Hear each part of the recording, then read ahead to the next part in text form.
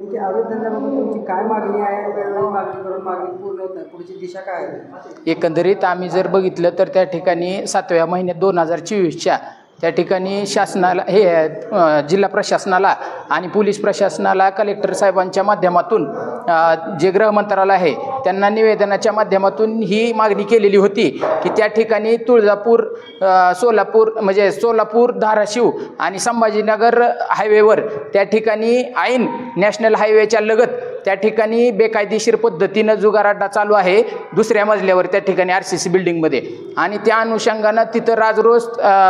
24 तास रात्री अपरात्री ह्या ठिकाणी वेगवेगळे नशापाणी करत त्या ठिकाणी हा जुगार अड्डा चालतो. आणि त्या अनुषंगानं ही लोक ज्यावेळेस ड्रंक अँड ड्राईव्हच्या माध्यमातून वेगवेगळे हिट अँड रनची प्रकरणं घडत असताना आपण जर बघितलं तर त्या ठिकाणी याबाबत संवेदनशीलता बाळगून हे जुगार अड्डे बंद करावे या पद्धतीनं मागणी केलेली होती. परंतु दरम्यानच्या काळामध्ये इलेक्शन असेल किंवा आचारसंहिता असेल त्या पद्धतीनं आम्हाला त्या ठिकाणी याबाबतीत आम्ही वारंवार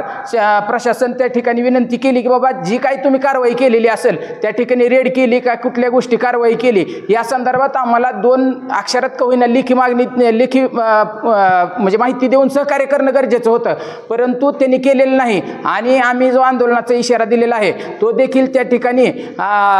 त्या जी कोण असे 2 नंबरवाले आहेत त्यांचं असं म्हणणं आहे की त्या ठिकाणी आम्ही पोलीस प्रशासनाला त्या ठिकाणी हप्ते देतोय आणि 15 दिवस त्या ठिकाणी पोलीस प्रशासन फक्त आम्हाला बंद ठेवायला लावल, जास्तीत जास्त ह्याच्या पुढं कुणीही आलं तरी हे धंदे आमचे बंद करू शकत नाही. अशी जर मुजरपणा ह्या 2 नंबरवाल्यांचा असेल तर मला वाटतंय की जे गृहमंत्री आहेत तत्कालीन गृहमंत्री आणि आताचे मुख्यमंत्री प्लस गृहमंत्री ह्यांना आमच्या जिल्ह्याचा धाराशिव जिल्ह्याचा त्या ठिकाणी 2 नंबर धंद्याच्या माध्यमातून त्या ठिकाणी बीड करायचा आहे का आणि ह्या अवैध धंद्याच्या आकाच्या आका कोण आहेत ह्याचा देखील त्या ठिकाणी तपास करावा. आणि आमच्या जिल्ह्यात त्या ठिकाणी ही वेगळ्या प्रकारची नवीन पद्धत त्या ठिकाणी गृहमंत्र्यांनी चालू करू नये असं आम्हाला त्या ठिकाणी ह्या माध्यमातून सांगायचे. आणि जर त्या ठिकाणी जुगार खेळणे हा देखील अवैध आहे आणि